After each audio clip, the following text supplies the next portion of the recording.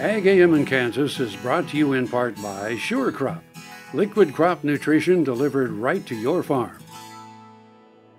Welcome back as we continue our discussion with Jennifer Houston, Vice Chair of NCBA's Federation Division in San Antonio at the Cattle Industry Convention and Trade Show.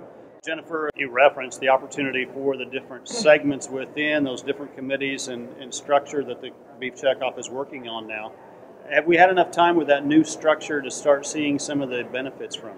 I think we have. We're starting our fourth cycle with it. We did have some growing pains the first year as people got used to the committees. And, you know, they were a little strange. I'm on convenience when I used to be on retail. Well, I knew what retail was, but when we started that, what is convenience?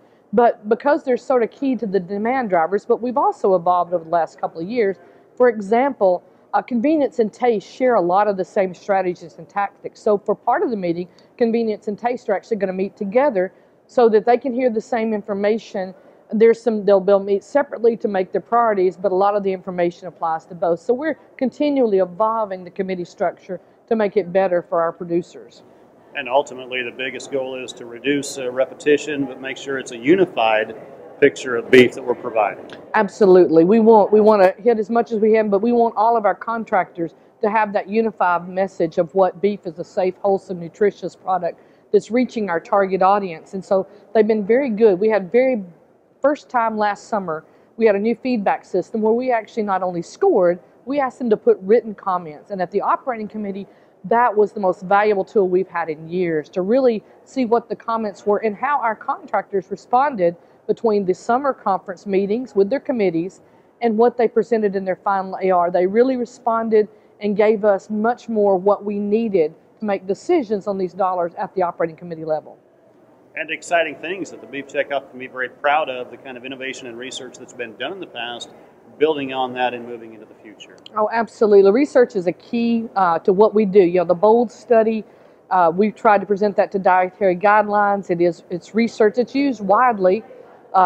Research on sustainability, the life cycle assessments allow us to answer some of our naysayers with sound science. And we believe that everything we need to do has to be built on sound science. And we feel that research is going to remain a priority. It's not just going to be a peripheral, it's going to be the backbone of everything we do at the Checkoff as we talk to consumers, because that's one thing about millennials: they want facts. And that's the good thing. They're hard to reach somehow, but they're not gullible.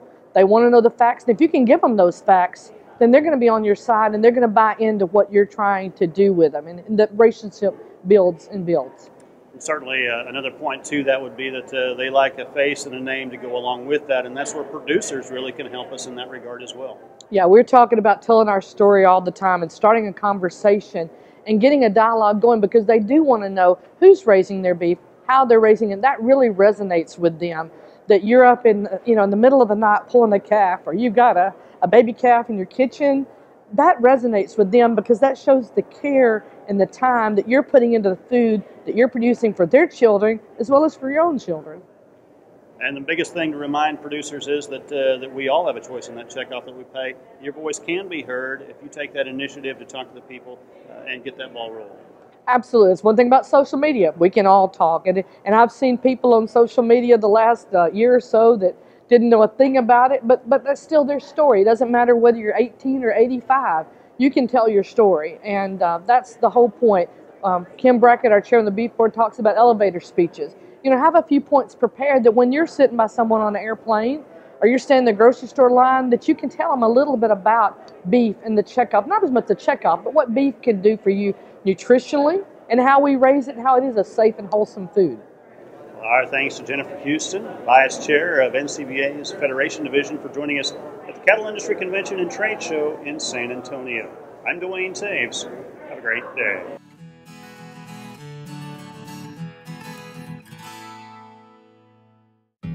This hog is head over hoof for meal made from U.S. soybeans. Now, one hog isn't that impressive, but suppose we add another, and another, and another.